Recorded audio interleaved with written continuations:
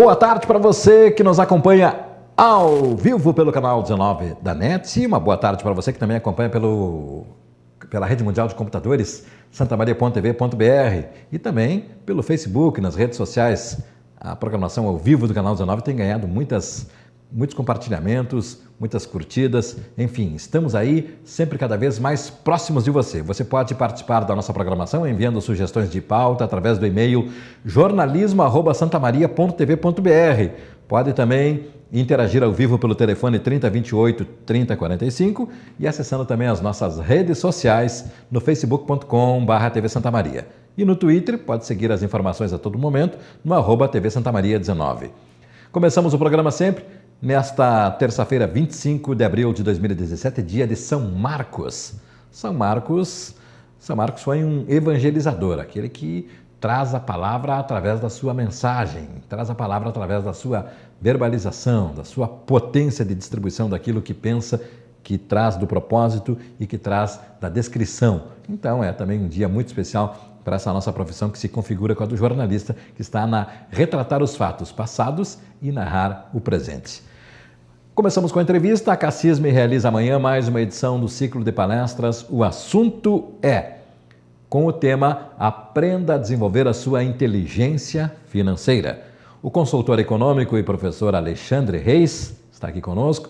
Ele vai explanar sobre Business Plan, sapiência das finanças e a mágica das finanças. Opa, um assunto para lá de interessante, e é por isso que nós o convidamos e agradecemos por ele estar aqui conosco ao vivo na entrevista. Boa tarde, professor. Boa tarde. Tudo bem? Tudo tranquilo. Olha, eu lhe disse já aqui antecipadamente que esse é um tema que deveria estar no cotidiano, como passou a estar nos últimos anos o direito do consumidor, por exemplo, né? Claro. A gente poderia ter essa...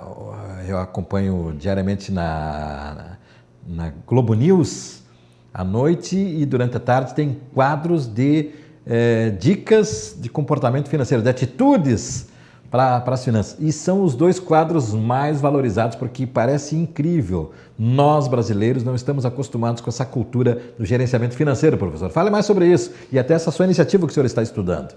Exatamente. A questão da educação financeira e inteligência financeira, vamos dizer assim, que para o cidadão brasileiro é algo novo, mas não novo para outros consumidores de outros locais, de outras regiões, né? Sim. Como os expoentes que têm uma metodologia muito bem clara nisso, que trabalha desde as crianças, são os americanos, né? Perfeito. Eles trabalham muito bem isso na questão de já educar financeiramente as crianças, no sentido de...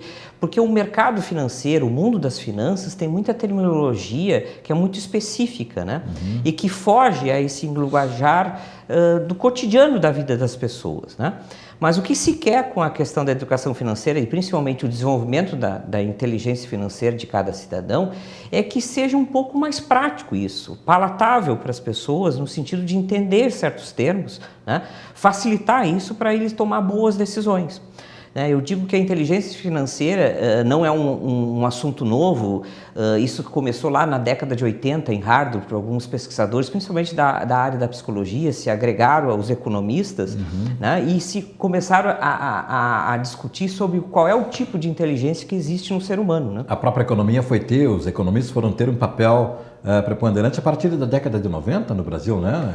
Sim. Mudanças substanciais que houve na economia, que precisavam tornar palatável essa linguagem. O mundo da década de 80 e 90 aqui, propriamente dito no nosso país, né, foi uma repercussão muito grande de discussões. Os meios jornalísticos tinham um espaço econômico muito grande, porque nós tínhamos um processo inflacionário. Uhum. E isso atacava a vida das pessoas. O ataque é só uma expressão, né? Não que seja uma questão de violência, mas não é isso que eu quero dizer. Emergência, exatamente. Dia a dia. E então tu tinha a questão de uma oscilação de preços muito grande. Então as pessoas não entendiam aquilo, né? E o processo cada vez era maior. E a inflação cada vez maior. Então, tu estava com aquela realidade. Felizmente, nós conseguimos controlar isso com um plano real. Hoje, nós estamos numa outra realidade financeira, né? Ou seja, onde tu precisa muito mais a questão do planejamento financeiro. E que falta isso na cultura das pessoas, porque num processo inflacionário, a tua preocupação é só com os preços e proteger o teu dinheiro. né? Tu não tem uma preocupação com planejamento, só quer proteger e não perder para a inflação. Quando tu não tem inflação, tu precisa planejar o teu presente para o teu futuro. E isso falta no nosso cotidiano, entre as famílias, nas empresas. No meio empresarial, às vezes se torna isso mais fácil porque o cotidiano dele, o dia a dia dele... Profissionalismo, né? Profissional que cuida disso, né? Exatamente. Então ele pode contratar consultores, enfim, buscar informações e geralmente o empresário, né, aquele bem-sucedido, ele também tem uma preparação própria para isso, do entendimento desse linguajar financeiro. Mas as famílias, vamos dizer assim, a parte mais popular, que precisa também isso, né, não tem esses conhecimentos. Então a ideia é desenvolver, aprender, ensinar desde as crianças, o público adolescente e as pessoas mais maduras, né, famílias em geral, de que elas consigam compreender certos elementos financeiros que sirvam para elas tomar uma decisão mais eficiente para a sua vida. Né? Fiquei pensando, o senhor conseguiu me dar um estalo aqui do seguinte: eu vejo que muitas empresas de revendas de automóveis trabalham em emissoras de rádio, com mensagens de publicidade em emissoras de rádio que alcançam um público popular com valores que dizem, por exemplo, 39.440. Né? Quando sabidamente ninguém, ou quase ninguém dentro desse público, vai lá comprar e nem vai estar competindo para comprar por 39.440. Que aí vai entrar, eu acho que no que o senhor está propondo. Vai comprar de formas diferenciadas. Eu tenho um carro para dar de entrada, eu tenho mais tanto de dinheiro à vista, tenho mais isso. Ou seja, é estabelecer negociação a partir de propostas que viabilizem o médio e longo prazo, não é isso, professor? Claro, isso é um bom exemplo que tu está citando, como tantos outros, né? Como tantos outros. A nossa vida financeira, vivendo num sistema capitalista, é um sistema de trocas. Nós estamos constantemente comprando coisas, vendendo, buscando novas rendas, enfim. O importante da questão do conceitual da inteligência financeira é que ela é uma questão comportamental, não deixa de ser a questão de uma técnica que está por trás tentando explicar aquilo de como tu pode gerir isso. E, na verdade, ela tem dois elementos-chave, que é a questão da emoção com a racionalidade. A racionalidade são as coisas mais objetivas, econômicas, critérios técnicos. E o emocional é exatamente aquilo que se tu depara com um produto, tu gosta, a questão da ascensão social, de tu ter um produto ou não, enfim. E aí tu tem que tomar a decisão, né, de como comprar. E de fato hoje a maioria das nossas trocas, compras, ocorre não propriamente por a questão do preço absoluto, né?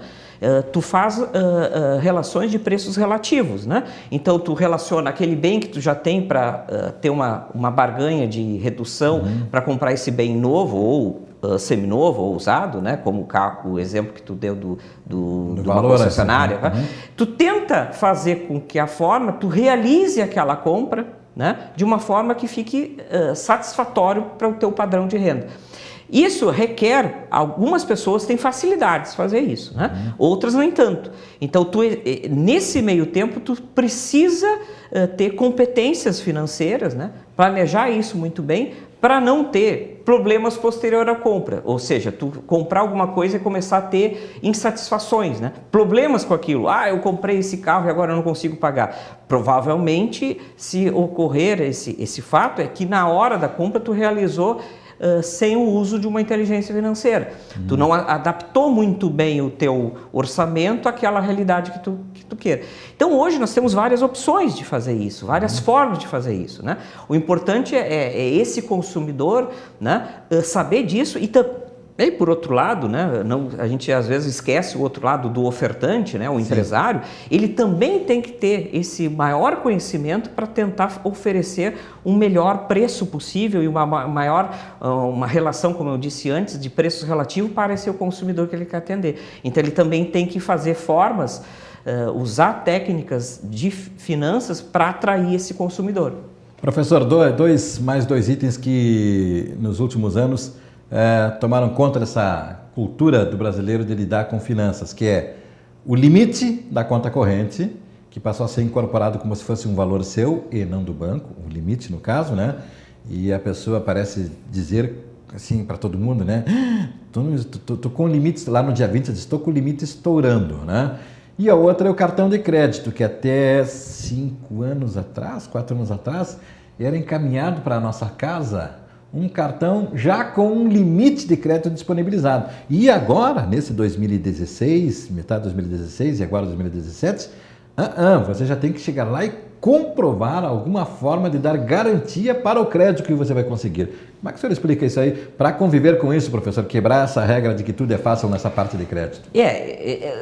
Na verdade, não é uma situação tão fácil hoje, né? Porque, na verdade, nós estamos também com algumas famílias com poder de compra reduzido devido a essa recessão que nós estamos vivendo. Eu acho que a tendência de 2017 é a gente estar gradativamente ou de uma forma bastante lenta sair dessa crise. E aí as questões vão começar a melhorar. Então, tu precisa de renda excedente.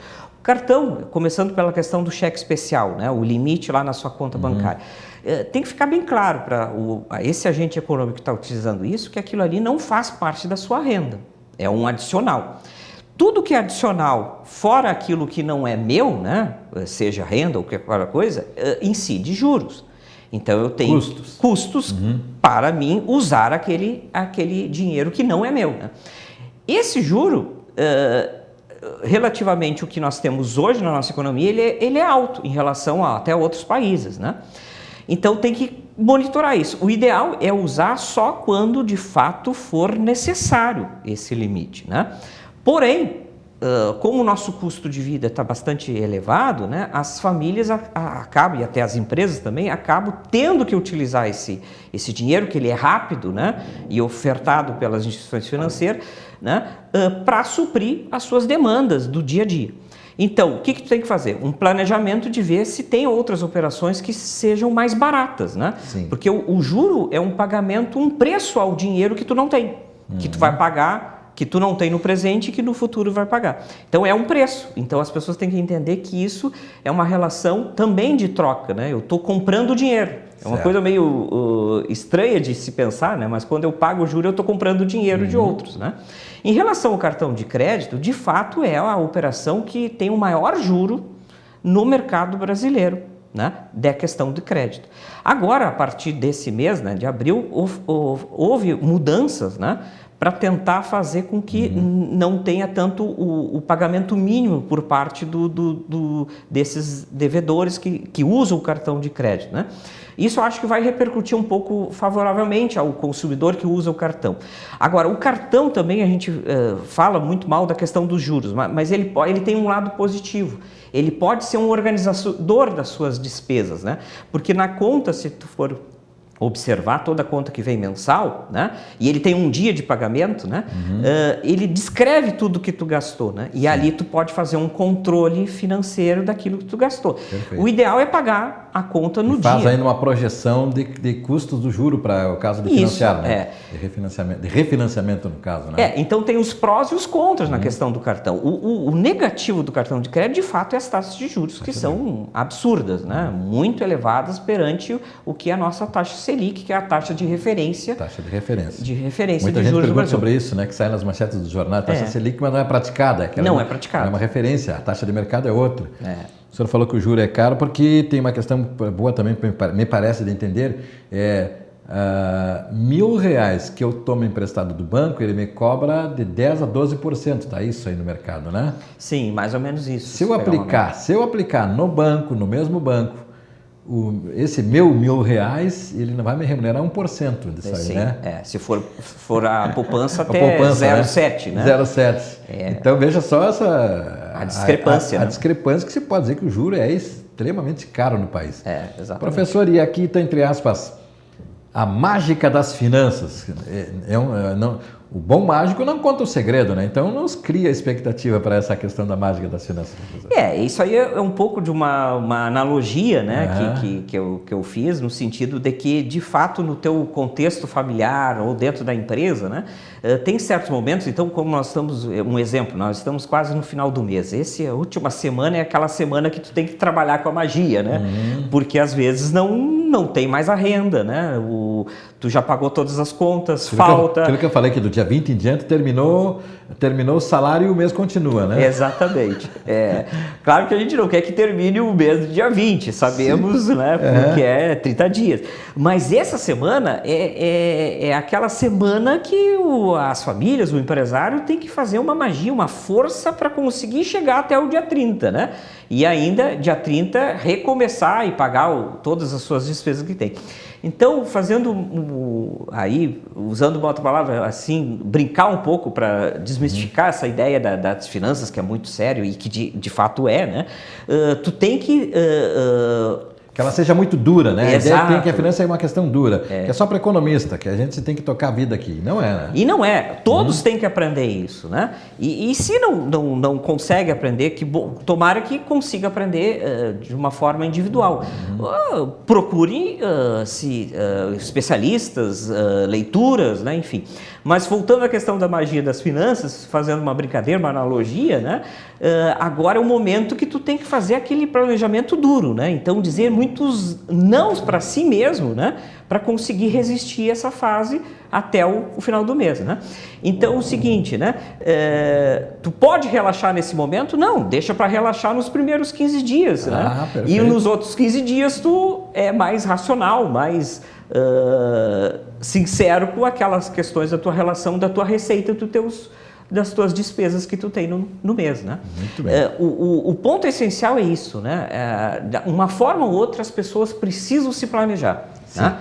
Pode ser de mais variadas possíveis, né? E está aí o segredo da magia das finanças. Professor, o tempo está estourado, mas eu tenho uma outra colocação que me veio à mente agora, que também é uma questão cultural, professor, principalmente aqui no Rio Grande do Sul, onde nós temos um processo de migração de italianos, né, alemães e japoneses, só para citar 3 aqui, Sim. que entraram num forte confronto de cultura desde a época que chegaram aqui, porque eles eram uma dificuldade, atravessaram todo um oceano, viram parentes morrer nos navios, com quase nada de dinheiro, dificuldades enormes para lavrar a terra, para fazer tudo isso aí. Como que eles mesmos chamavam de o brasileiro, né? Que o brasileiro ganhava o dinheiro de dia para consumir à noite. E eles, ao contrário, iam para casa para descansar e guardar o dinheiro que ganhavam. É também uma questão cultural isso tudo, né, professor? Claro. Passado todo esse tempo, toda essa questão que não existe mais de diferenciação nenhuma, temos um país de diversidades, mas essa questão cultural também é muito forte, muito sensível, né? Claro, a questão, fazendo agora essa comparação entre cultura e finanças, né? Hoje Sim. nós vivemos um mundo de globalização, com algumas exceções, vamos dizer, alguns países que a gente... Mas está bem colocada a sua questão, porque o Brexit é exatamente esse conceito lá da saída dessa união que a Alemanha capitaneia com um grande poder econômico. E com grande força de persuasão dentro do mundo europeu, né? Perfeito. Nós estamos num contexto de globalização financeira, de globalização de mercados, etc., mas nós estamos também observando diferenças, né? E transformações que estão acontecendo, né? A gente observa que como o japonês, né, o povo japonês lida com essa cultura das finanças é bem diferente do europeu e do latino e do americano do norte. Então, essa questão da influência de culturas influencia na questão do aplicar a tua inteligência financeira no teu dia a dia. E na gestão, evidentemente que isso é claro, né? Hoje, o que a gente vê com um dos aspectos, né, que explica muito bem a questão de o porquê que os americanos têm uma tendência de ter informações melhores, uma cultura financeira diferenciada em relação aos outros, é que eles têm a liberdade econômica. Né? O que não estou dizendo que na Europa, no Japão não existe isso, mas por ocorrências de fatos históricos que aconteceu nessas regiões, as pessoas de uma forma cultural fizeram uma estrutura diferenciada do que os americanos, né? Então isso tem uma influência muito grande, e esse teu ponto que tu trouxe, esse assunto, daria um outro programa se você falar. É uma relação que tem uma correlação altíssima de a cultura influenciar a questão das finanças. Outro caso, só para finalizar, né, é a questão do Rio Grande do Sul em relação aos outros estados do Brasil. por nós termos vários descendentes dessas culturas, alemão, polonês, japonês, né, nós temos italianos, né, muito fortes aqui, nós temos uma diferenciação em relação aos outros estados, né? E isso influencia na questão da gestão, né, e da gestão em si das famílias, da sua composição financeira também. Extremamente preparado, professor consultor econômico Alexandre Reis, que irá explanar sobre Business Plan, Sapiência das Finanças e a Mágica das Finanças. Amanhã, sexta-feira, né, professor? Quarta-feira. Quarta-feira, estou aqui com a sexta-feira já bolando outra ideia. Que amanhã é quarta-feira, 19 horas. Isso. Aqui na CACISB. Exatamente. Perfeito. Professor, agradecemos muito por o senhor estar aqui. Para mais informações, como é que podem contatar? Diretamente com a CACISB? Sim, para o curso amanhã, direto com a CACISB, né, pelo telefone ou pelo e-mail da CACISB. Muito obrigado, professor. Olha, depois do intervalo nós temos mais informações aqui dentro da programação, entre resumo esportivo, a previsão do tempo.